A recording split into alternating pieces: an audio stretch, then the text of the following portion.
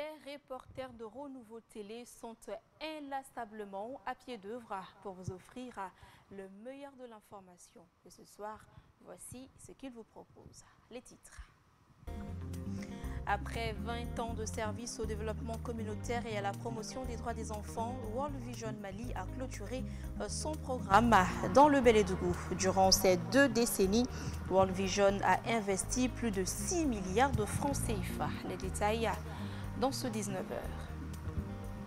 En visite de travail en Russie, l'Association des promotrices d'écoles privées du Mali a signé des protocoles d'accord de partenariat avec l'Université d'État de Sud-Ouest de Course de Russie afin de renforcer les liens de coopération entre le Mali et la Russie dans le domaine de l'éducation. Vous aurez le compte rendu de nos envoyés spéciaux.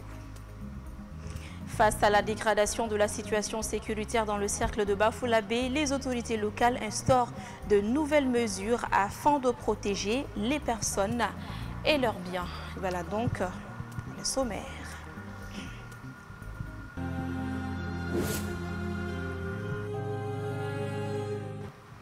Ravi de vous retrouver pour cette nouvelle page d'information. Bonsoir et bienvenue si vous nous rejoignez.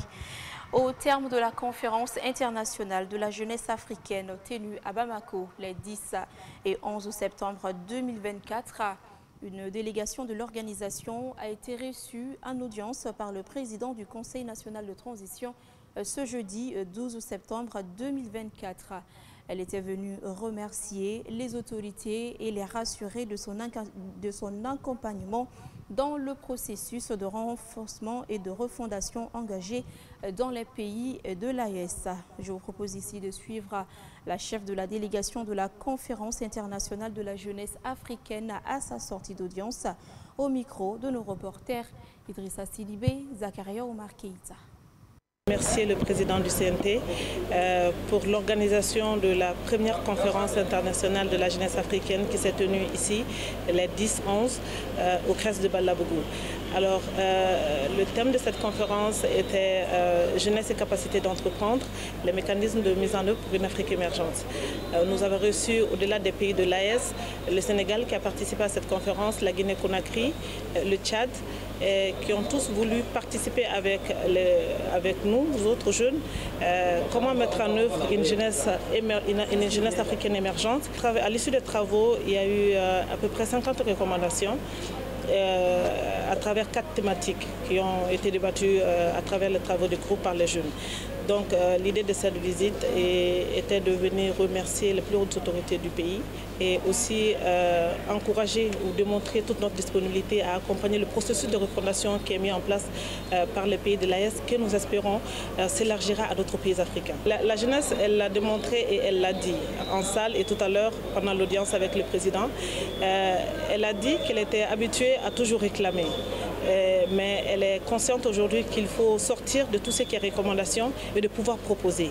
La jeunesse propose des solutions aux vrais problèmes de l'Afrique. Et c'est à travers des conférences pareilles que nous avons une réelle vision d'une nouvelle génération de jeunes qui est consciente quand même des enjeux de développement de l'Afrique. Encourager déjà l'initiative, il a remercié les jeunes pour l'intérêt qu'ils ont porté déjà à venir à Bamako pour participer à cette conférence. Et il a aussi dit que au-delà de l'AES, il a insisté sur le fait qu'au-delà de l'AES est ouvert à tous les pays qui veulent la vraie indépendance. Et nous pensons que les conseils qui ont été donnés aujourd'hui du président aux jeunes ont été de bons conseils, de grands frères à la nouvelle génération. Parce qu'il a dit peut-être que ceux qui ont été là bien avant ont peut-être manqué de courage, mais nous sommes une jeunesse aujourd'hui décomplexée. À travers cette conférence internationale de la jeunesse africaine à Bamako, ça a été un cadre de réflexion collective en vue de trouver des solutions aux problèmes africains. C'est pour dire qu'au-delà des pays de l'AES, c'est vrai c'était l'AES, mais au-delà des pays de l'AES, la Guinée, le Tchad et le Sénégal ont été invités. C'est déjà les bases d'une ouverture qui ont été jetés à travers cette conférence internationale de Bamako. Et à travers cela, les jeunes ont décidé de mettre en place l'Union africaine des jeunes du Sahel. Au-delà de cette union, les jeunes ont décidé aussi de mettre en place une cellule de réflexion indépendante et multidimensionnelle. Le Forum des organisations non gouvernementales internationales et nationales FONGIM a lancé le référentiel administratif des ONG internationales au Mali. C'était en faveur d'un atelier tenu ce 12 septembre 2024 dans un hôtel de la place. Ce référentiel administratif a pour objectif de servir de référence essentielle afin d'encadrer les activités des ONG dans le pays en établissant des normes et des procédures claires pour la gestion administrative et financière. Le point avec Lolo Madibati. L'événement a réuni un éventail d'acteurs d'ONG internationales et nationales ainsi que des partenaires techniques et institutionnels pour se pencher sur comment renforcer la gouvernance des organisations non gouvernementales dans le pays. L'atelier vise principalement à sensibiliser les participants sur l'importance de ces référentiels. En fournissant un cadre structuré, ces documents ambitionnent de devenir une référence incontournable pour la gestion des activités des ONG. Ces référentiels résument toutes les obligations légales auxquelles les ONG internationales actives au Mali doivent se conformer et détaillent les procédures pour se conformer à ces obligations. Il va faciliter les démarches administratives et les interactions des ONG internationales avec les différentes entités étatiques avec lesquelles le personnel des ONG internationales interagit régulièrement. C'est des questions d'accès. Bon, on a quelques stratégies de mitigation, de négociation d'accès avec les communautés locales, etc., qui nous permettent d'avoir accès aux populations dans le besoin. Et un grand défi auquel on est confronté, c'est le défi du financement. Donc voilà, les besoins augmentent, on l'a vu avec les inondations, beaucoup de sinistrés qui ont besoin d'une assistance d'urgence. Et malheureusement, on constate que les financements d'aide n'augmentent pas. Les participants ont eu l'occasion d'échanger sur les défis rencontrés dans leur pratique quotidienne et d'explorer comment ces nouveaux outils pourraient les aider à mieux structurer leurs projets. Le fait de lancer l'outil va beaucoup nous aider parce que chaque fin d'année, on avait souvent des soucis. Il fallait vraiment toujours chercher à rapprocher d'autres ONG ou à rapprocher le ministère de l'administration territoriale pour comprendre comment produire le rapport annuel. Parce que réellement, il y a une date quand même qui est là, à laquelle il fallait produire le rapport et il fallait déposer. Et chaque année, il y avait vraiment beaucoup de soucis pour faire ces dépôts. Ça, c'est un. Aussi, par rapport aux documents qui permettent quand même de pouvoir continuer à travailler. Et là aussi, les documents, les pièces à fournir. Maintenant, avec ce référentiel, c'est très facile et chacun peut vraiment faire sans pour autant même aller chercher de part et d'autre. Le représentant de la Direction nationale de l'administration territoriale a rassuré l'accompagnement du gouvernement à cette initiative pour les intérêts de la population malienne. Ce document traduit aussi l'engagement et l'effort des ONG internationales au Mali afin d'apporter l'aide à nos populations dans le respect de la souveraineté de notre pays, de ses lois et de ses politiques. Et nous ne ménagerons aucun effort pour accompagner les organisations à travers les services ou de référencement pour l'intérêt supérieur de nos populations. À ce jour, 3 documents support du FOGEM sont disponibles qui seront actualisés régulièrement tenant compte des nouvelles lois et réglementations en vigueur au Mali. Je vous l'annonçais tout à l'heure dans les titres. Depuis 2004, World Vision mène des activités dans les communes de Kolokani et de Monsatola. Après 20 ans d'engagement, l'organisation a annoncé ce jeudi la fin de son programme de Beledrou qui visait à améliorer le bien-être des enfants et de la communauté tout entière. La cérémonie de clôture s'est tenue à Kolokani. Notre reporter Amadou Djaraï était. Voici son compte-rendu. Au cours de ces 2 décennies, World Vision a réalisé de nombreuses initiatives, notamment la construction des salles de classe, ce qui a permis de faire passer le taux de scolarisation de 37,3% en 2005 à 78% en 2023. Durant ces 20 années d'activité et de succès dans les communes de Kolokani et de Massantola, World Vision a significativement contribué au bien-être des enfants, de leurs familles et de leur communauté. Entre 2004 et 2024, le programme a généré des résultats impressionnants. En éducation, par exemple, 101 salles de classe ont été construites et équipées. Le taux de scolarisation, par exemple, est passé de 37,3% en 2005 au moment où on commençait à 78% en 2023. soit une contribution importante de 40,7%. Dans le domaine de l'eau, hygiène et assainissement, nous pouvons noter 157 forages, dont 33 systèmes d'adduction d'eau potable permettant à 80 800 personnes d'avoir accès à l'eau potable. Comme je le disais, la liste est suffisamment longue, mais ici, j'en ai juste énuméré quelques-unes des réalisations et que je me permets ici de citer et de remercier.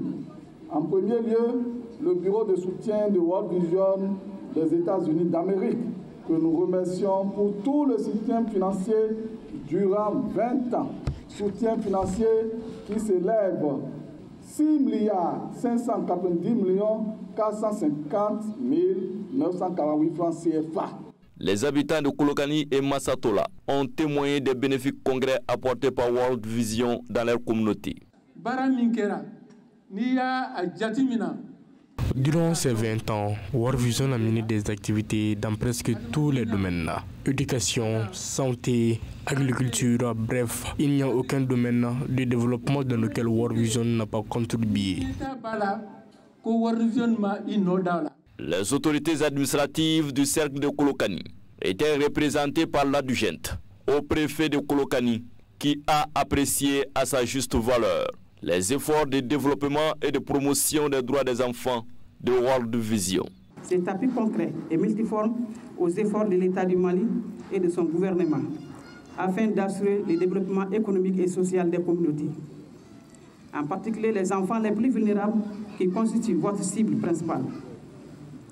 Aussi, au nom du gouvernement du Mali, j'adresse mes sincères remerciements à World Vision International Mali et à tous ses partenaires pour ces interventions de qualité au bénéfice de nos populations durant ces années de mise en œuvre. Cette cérémonie de clôture du programme de Beledoukou a été une véritable célébration rythmée par des chants et danses des habitants de deux communes. Elle a également été marquée par la remise de kits scolaires et une projection des réalisations de World Vision de 2004 à 2024. Nos envoyés spéciaux nous amènent ici en Russie où l'Université d'État de Sud-Ouest de Koursk et l'Association des promotrices d'écoles privées du Mali ont signé ce jeudi 12 septembre 2024 des protocoles d'accord de partenariat.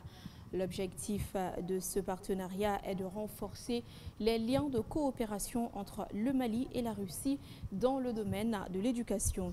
La cérémonie de signature s'est tenue dans l'enceinte de l'Université d'État de Sud-Ouest de Koursk, c'est en Russie. Nos envoyés spéciaux, Abassanogo et Ibrahim Daoua, nous en disent plus. C'est pour le développement du système éducatif malien que l'Université d'État du Sud-Ouest de Koursk et l'Association des promotrices d'écoles privées du Mali ont signé ces protocoles de partenariat. Selon les deux parties, ces nouveaux partenariats permettront de faciliter l'accès des étudiants maliens aux universités en Russie. Tout d'abord, je voudrais remercier Madame la Présidente de l'Association des promotrices des écoles privées du Mali, Madame Nana Koné, parce qu'elle a accepté notre invitation et elle est venue pas seule, mais avec une équipe merveilleuse. Et les accords qu'on a signés aujourd'hui matin, ça c'est la première étape très importante, mais seulement le début de notre coopération entre l'Université d'État de Sud-Ouest de Koursk et entre les établissements de l'enseignement du Mali. De notre côté, je peux dire que notre université dispose de tout le nécessaire, l'équipement, le personnel qualifié, les conditions pour la vie, pour les étudiants. Et on est prêt et on attend les étudiants du Mali pour partager avec eux nos connaissances, notre expérience et pour préparer les cadres qualifiés qui vont garantir le meilleur futur de la République du Mali. Satisfaite de la signature de ces protocoles d'accord, la présidente de l'Association des promotrices d'écoles privées du Mali et sa délégation ont remercié les dirigeants de l'Université d'État Sud-Ouest de Koursk pour cette initiative qui, selon elle, contribuera au développement de l'éducation malienne. Pour l'initiative de nous inviter, nous, les promotrices d'écoles privées du Mali pour venir à Koursk afin de signer cette coopération. Nous remercions beaucoup l'administration, plus particulièrement Mme Irina, du début jusqu'à la fin. La signature de cette coopération permettra aux étudiants maliens de venir étudier pour une formation de qualité à Koursk. Vu ce qu'on nous a montré, les formations qui se passent à l'université, maintenant nous avons la certitude que ces enfants qui vont quitter le Mali, il s'agit de tout le Mali, de toutes les régions du Mali, de venir à Koursk pour une formation de qualité afin de développer à leur retour notre pays. Cette convention permettra de mettre en commun nos résultats, de partager nos résultats, de faire des recherches, d'échanger des enseignants, d'échanger des stagiaires. Pourquoi pas les membres de l'administration pour leur formation de qualité. Nous implorons le bon Dieu pour que cette coopération perpétue, pour que nous qui sommes des promotrices amènent d'autres promotrices annuellement pour signer les conventions afin d'amener les étudiants maliens à Koursk. Ça sera des visites d'échange d'expérience. Donc ça ne va pas se limiter à leur inscription au niveau de l'université sud-ouest de Koursk, mais ça va au-delà de ça, ça sera des visites d'échange d'expérience entre les élèves du complexe scolaire Kémoussa Dienta et également l'université sud-ouest de Koursk. La cérémonie de signature a été sanctionnée par un dîner organisé par les responsables de l'Université d'État Sud-Ouest de Koursk en l'honneur de la délégation de l'Association des promotrices d'écoles privées du Mali. Je vous l'annonçais tout à l'heure dans les titres, la situation sécuritaire s'est fortement dégradée dans le cercle de Bafoussam ces derniers temps. Et face à la multiplication des attaques sur les axes routiers et les braquages des commerces et des domiciles, les autorités locales cherchent des solutions concrètes. Cette semaine, elles ont annoncé une kyrielle d'action que nous explique ici Maïmouna Ouedraogo. Des patrouilles et des fouilles seront effectuées par les forces de sécurité entre 1h et 6h du matin tous les jours. Ces nouvelles mesures sécuritaires concernent plusieurs localités, notamment Mahina, Mahina-Denga, Djalola, ainsi que les autres zones de la commune. Elles visent, selon les autorités communales, à faire face à l'insécurité alors qu'une recrudescence des cambriolages de magasins et des vols d'animaux sont constatés dans la commune. Le maire appelle la population à limiter au maximum les déplacements non essentiels durant cette période. L'initiative est saluée par la majorité de la population. En plus des actes de banditisme, on constate la présence des combattants terroristes qui ont déjà fait des incursions dans différentes localités du cercle de Bafoussam. C'est pourquoi il urge d'inverser rapidement la tendance. Dans le cadre de la célébration de ses 30 ans d'existence, le Paris mutuel urbain du Mali, PMU Mali, a procédé à une remise de dons aux personnes déplacées internes du site de Faladjé. Cette œuvre sociale vise à venir en aide à cette couche vulnérable de la société en ces moments difficiles. C'était ce jeudi 12 septembre 2024 en présence de nos reporters Adam Tangara, Zakaria Oumar Keïta.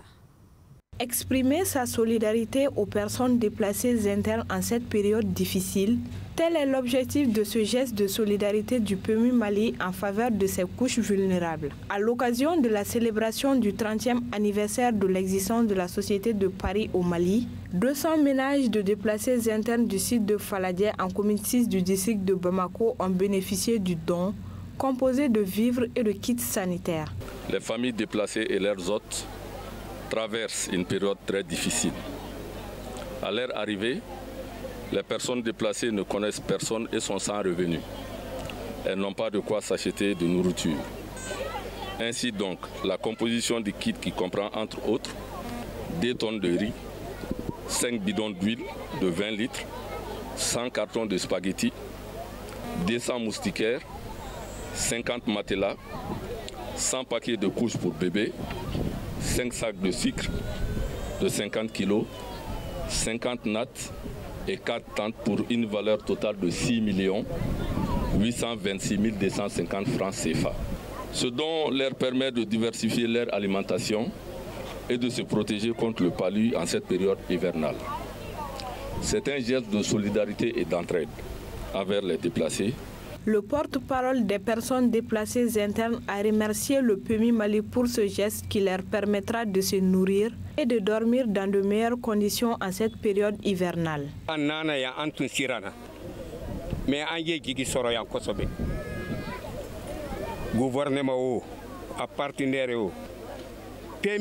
quittant nos villages pour Bamako, on était vraiment inquiets pour notre sort. Mais depuis que nous sommes arrivés ici, nous avons reçu beaucoup de soutien. Que ce soit le gouvernement et ses partenaires ou toute autre personne de bonne volonté, nous recevons de l'aide de tout le monde. Nous remercions infiniment PMI Mali pour ce geste. A noter que cette remise est la troisième d'une série d'activités programmées par le PMI Mali pour la célébration de son 30e anniversaire. L'actualité, c'est aussi le football. Le Djoliba AC joue ce samedi 14 septembre 2024 au stade du 26 mars dans le cadre du second tour des éliminatoires de la Ligue des champions africaine contre l'AESCO de Kara. Avant cette double confrontation, notre reporter Jelika Guindo a suivi l'entraînement du Djoliba AC ce mercredi. Je vous propose ici de suivre quelques réactions. Je pense que ça va être un état d'esprit fort déjà, aborder le match avec un mental de fer, un mental d'acier, un mental de gagneur. Ça va être très très important pour la suite. Et puis encore, c'est un match aller-retour. Donc l'aller chez nous, je pense qu'il sera très important de faire un très bon départ. Et on va travailler dessus pour que ce jour-ci soit ce que nous recherchons. L'objectif sera sans nul doute de se qualifier pour la phase des poules. Et pour cela, je profite de vos micros pour lancer un appel solennel aux supporters du Djoliba. Et je veux dire aux supporters du football malien en général et aux supporters du Djoliba en particulier. C'est-à-dire de venir au terrain animés de bonne volonté, animés de bonne foi, animés d'un très bon esprit sportif. Donc en bien des ballons d'eau. Et la qualification c'est sur 2 matchs. Match aller à Bamako, match retour une semaine plus tard. Mais on fera tout pour faire le plein ici à Bamako. Aujourd'hui, nous pensons que nous ne sommes pas en retard sur la préparation. Nous avons mis beaucoup de moyens, nous avons mis tout ce qu'il faut pour que l'équipe soit dans les meilleures conditions possibles pour aborder ces matchs. Parmi ces conditions que nous avons créées, vous avez vu qu'on a envoyé l'entraîneur pour regarder le match des Togolais. Ensuite, nous avons fait beaucoup de matchs amicaux contre des grandes équipes. Et nous remercions la Ligue aussi qui a organisé une compétition qui nous a permis d'avoir 2 bons matchs, n'est-ce pas? Et ces matchs-là aussi nous ont servi des matchs de préparation. Nous remercions également le stade du 26 mars qui nous a donné ces installations pour nous entraîner aujourd'hui, mercredi et jeudi. Ce n'était pas évident. Et donc, je pense que tout le Mali est uni autour de cette affaire-là. Et c'est ce que nous demandons. Mais nous demandons encore plus aux journalistes que vous êtes de faire en sorte que le public sorte massivement pour venir supporter, n'est-ce pas, l'équipe du Djoliba. Et le stade malien de Bamako, quant à lui, joue également demain samedi 14 septembre 2024 à Monrovia dans le cadre du second tour des éliminatoires de la Coupe de la Confédération contre Paynesville FC du Libéria à partir de 16h GMT. Et avant leur départ, Jelika Guindo a suivi leur entraînement et a également recueilli des réactions. Alhamdulillah, on remercie tout le monde d'abord. On est là, on est en pleine préparation comme vous voyez. Donc on a commencé les entraînements depuis, on peut dire, ça vaut 3 mois maintenant. Donc on est apte pour les matchs du samedi, Inch'Allah. Bon, l'objectif c'est toujours la même. À rentrer d'abord dans la phase de poule. Après, donc, l'appétit vient en mangeant.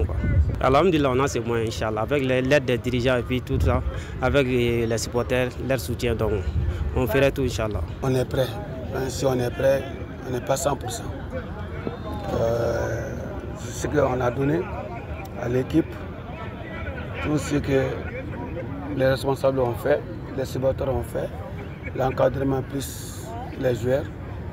On a tous travaillé dans l'objectif d'aller faire un très bon match pour un match de retour qualifié, de qualification. Donc ce match aller, c'est un match à ne pas négliger, à le prendre très au sérieux, aller faire un très bon match, un très bon match pour avoir un résultat honorable en fin de la qualification. Personne ne peut revendiquer quoi que ce soit au niveau du stade malien. Les salaires sont payés, les primes sont payées. Donc je crois que c'est aux joueurs de donner le meilleur d'eux-mêmes pour qu'on puisse avoir la qualification. Et j'en suis sûr qu'on viendront avec la victoire de Morovia. Pour le moment, ce n'est pas encore tombé, mais je sais que ça va venir. Mais le ministre personnellement a remis 2 millions à chaque club.